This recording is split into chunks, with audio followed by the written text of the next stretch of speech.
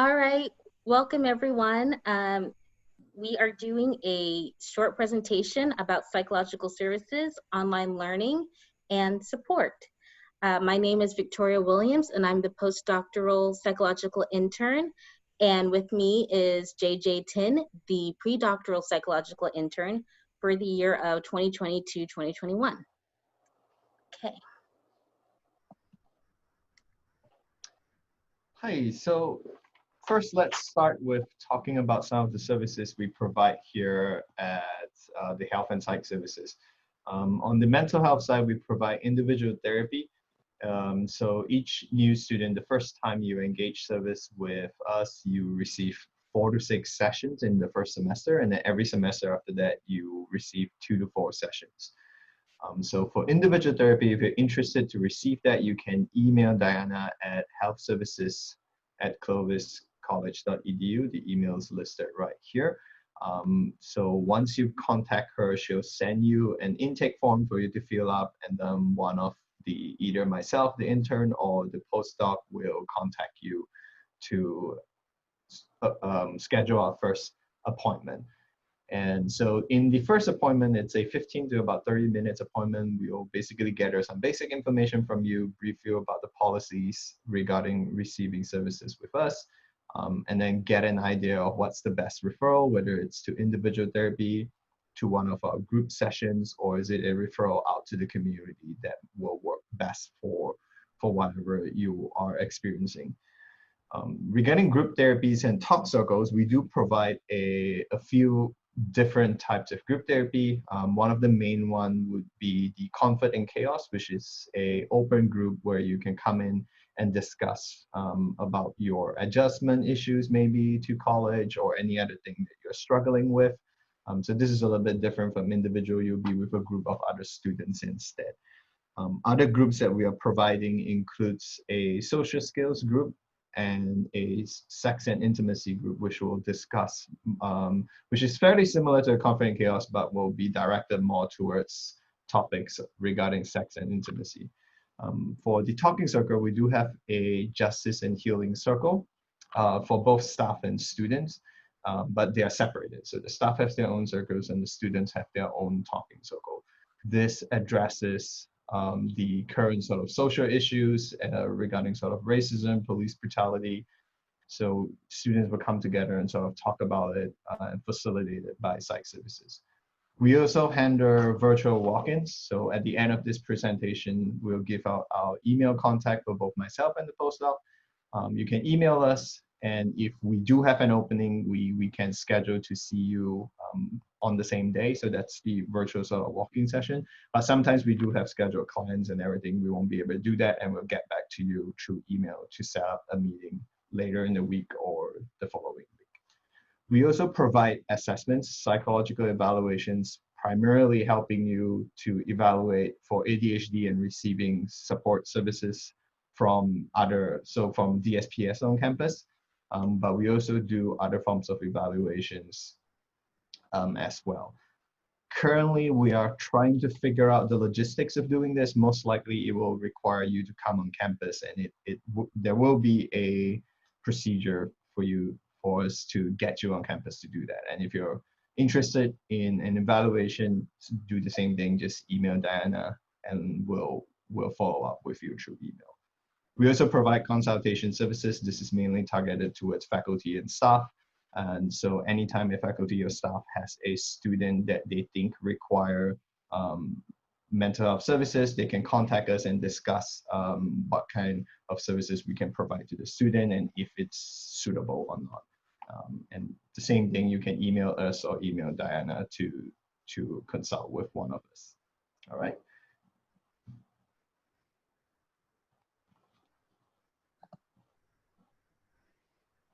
So now let's move on to talk about adjusting to online learning. So because of the COVID pandemic, pretty much all classes are done online right now. And some of you may not be very used to this. Some of you may already have experienced this in your high school or in your previous college. But some important things to remember on what to know is to continue to communicate with your instructors. Almost all the instructors still have office hours where you can email them and schedule a sort of Zoom session or a phone session with them to ask any questions or concerns you have about the course.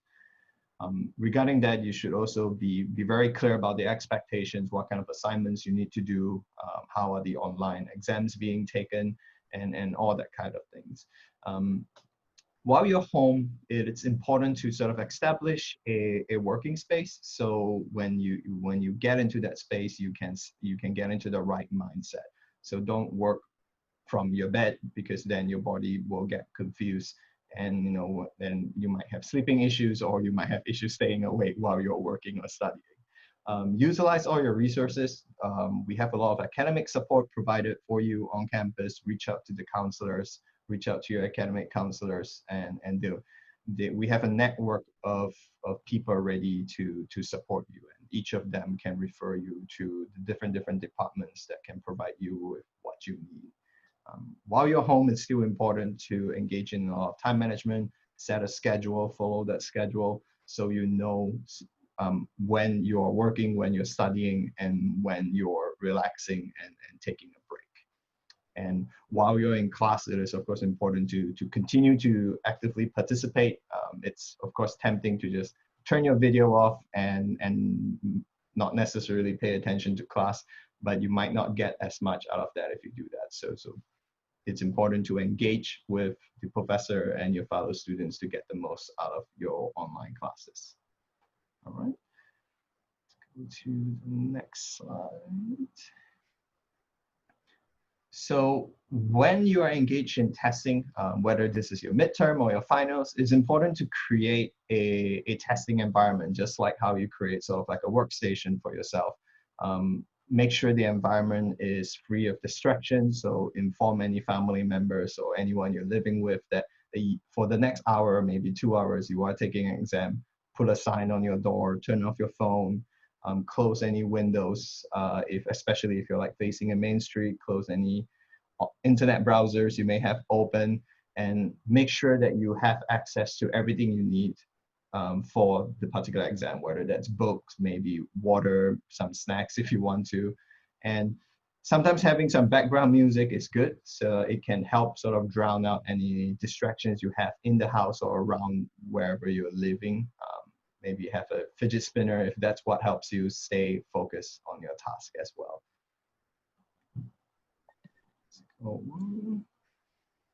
Okay, so what else to know for taking an exam?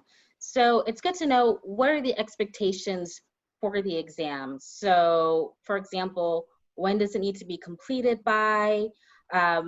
What is your instructor wanting? Is there extra credit? Is this the final exam? Is this a makeup exam? So it's good to know what are the expectations. Timing, so can you start at any time? Is it asynchronous? And what I mean by that is, does the instructor post the exam up at 1 p.m., but you could take it at 6 p.m.? Or do you actually have to take it, at a specific time? So it's good to know that. Also, do you have any accommodations? So if you have extended time for testing, does the instructor know that? So getting in contact with the instructor and letting them know. It might be a good idea to set a timer if there is a time constraint. So, if the exam is only for 45 minutes, you're not still on only the second question and there's 5 minutes left. Also, what is the format of the exam? Is it multiple choice? Is it an essay, short essay questions? So it's good to know the format, and hopefully that'll help reduce some testing anxiety. Also, if you need scrap paper, make sure you have that with a pen before the exam starts. And don't rely too heavily on materials during exams. And what I mean by that is if it's an open book test, or you can bring some notes, make sure that's not your first time reading over that textbook chapter, and that you're spending more time actually writing the answers for the exam than reading the textbook for the first time. Okay. So when it comes to migraines and eye strains, which is I'm sure pretty common because everybody's staring at their screen for 1,000 hours a day. So the monitor should be placed directly in front of your face to reduce neck strain. Adjust the brightness on the screen in your display settings, and then also reduce the color temperature. So like the blue lighting. So if there's less blue light, that's good. Also, there's a 20-20-20 rule, which is after 20 minutes of staring at the screen, try and look at an object that is at least 20 feet away from you for at least 20 seconds. And this kind of helps with taking a break too. Okay, and some additional tips. So try and get dressed in the mornings. You know, I know it's easy to just stay in your pajamas, stay in your sweatpants all day, but if you pretend like you're actually gonna go outside and do something more productive, you'll feel productive on the inside and more motivated to get things done. Establish a routine. So all of the things that you were doing, you know, when we were on campus, try and see how you can, how that translates into, you know, establishing a routine, but staying at home. Remember to set boundaries. So when it comes to, you know, family members, significant others, roommates, saying no is okay. If they see you kind of hanging around and they're asking you to run some errands or do a chore, but you have to do your homework soon, say, you know, use effective assertive communication and tell them that you'll do that later.